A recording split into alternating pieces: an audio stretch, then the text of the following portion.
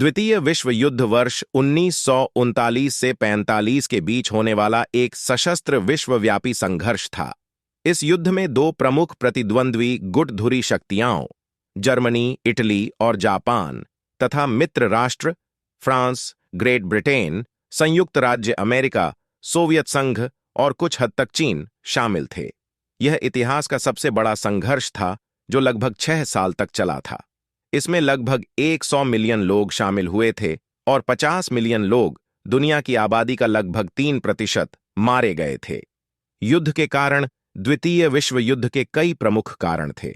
उनमें प्रथम विश्व युद्ध के बाद होने वाली वर्साय संधि की कठोर शर्तें, आर्थिक मंदी, तुष्टीकरण की नीति, जर्मनी और जापान में सैन्यवाद का उदय, राष्ट्र संघ की विफलता आदि कारण प्रमुख हैं।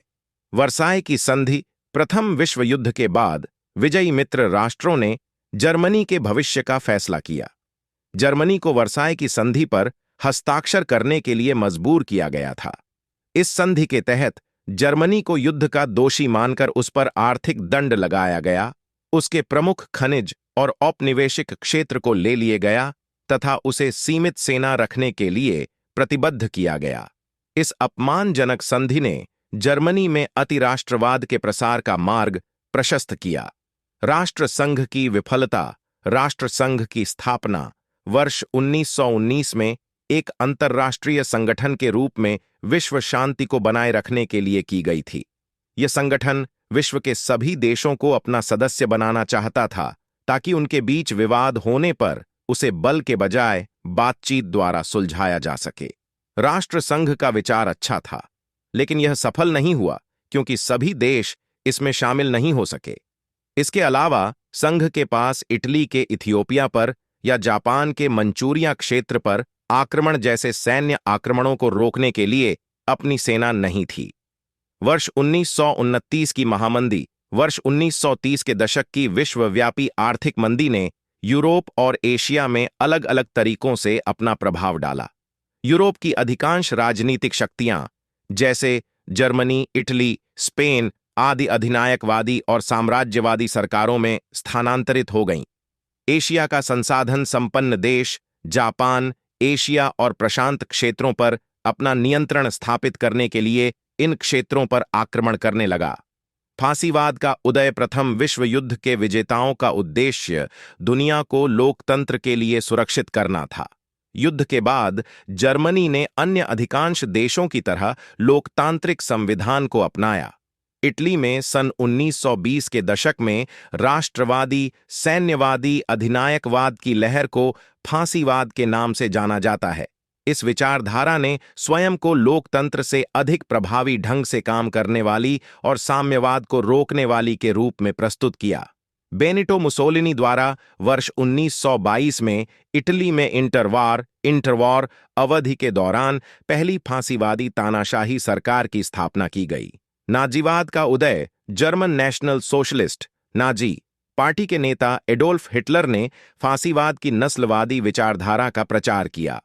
हिटलर ने वर्साय की संधि को पलट देने, जर्मनी की समृद्धि, धन और वैभव को पुनः बहाल करने और जर्मन लोगों के लिए अतिरिक्त लेबेंसराउम रहने की जगह को सुरक्षित करने का वादा किया।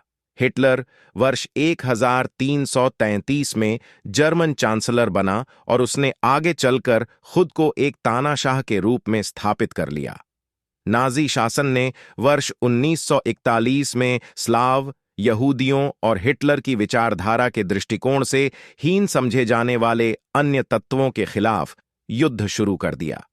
तुष्टीकरण की नीति। हिटलर ने खुले तौर पर वर्साय की संधि का उल्लंघन किया और जर्मनी की सेना तथा हथियारों का गुप्त रूप से निर्माण शुरू कर दिया।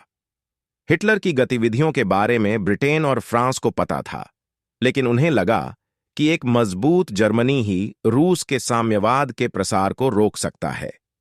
इस तुष्टीकरण का म्यूनिख समझौता सितंबर 1938 एक प्रमुख उदाहरण था।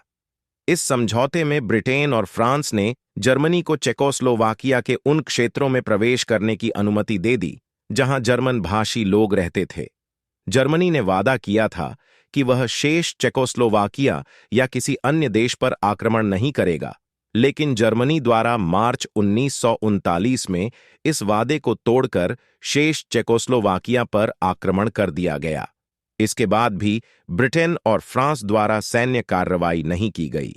द्वितीय विश्व युद्ध की प्रमुख घटनाएं: शुरुआत, अंतर्राष्ट्रीय तनाव, स्पेनिश गृह युद्ध, जर्मनी और ऑस्ट्रिया का संघ, हिटलर द्वारा सुडेटेनलैंड पर कब्जा और चेकोस्लोवाकिया पर आक्रमण के 3 वर्षों में अत्यधिक बढ़ जाने के कारण धुरी और मित्र शक्तियों के बीच संबंध बिगड़ने लगे।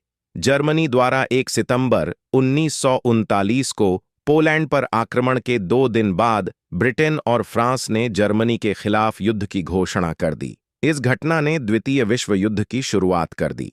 वाक् युद्ध पश्चिमी यूरोप युद्ध के पहले कुछ महीनों के दौरान बहुत शांत था। युद्ध की इस अवधि को वाक् युद्ध, फोनी वॉर के रूप में जाना जाता है। इस दौरान युद्ध की तैयारी जारी रही, लेकिन वास्तविक सैन्य संघर्ष बहुत कम हुआ। पश्चिमी यूरोपीय देशों के नागरिकों को सुरक्षित स्थानों पर पहुंचाया गया। रिबेंट्रोप की संधि जर्मन तानाशाह एडोल्फ हिटलर ने वर्ष 1939 के शुरुआती दौर में पोलैंड पर आक्रमण करने का निश्चय कर लिया था। पोलैंड को फ्रांस और ब्रिटेन द्वारा जर्मन आक्रमण के समय सहायता दिए जाने का आश्वासन प्राप्त था। हिटलर का पूरा इरादा पोलैंड पर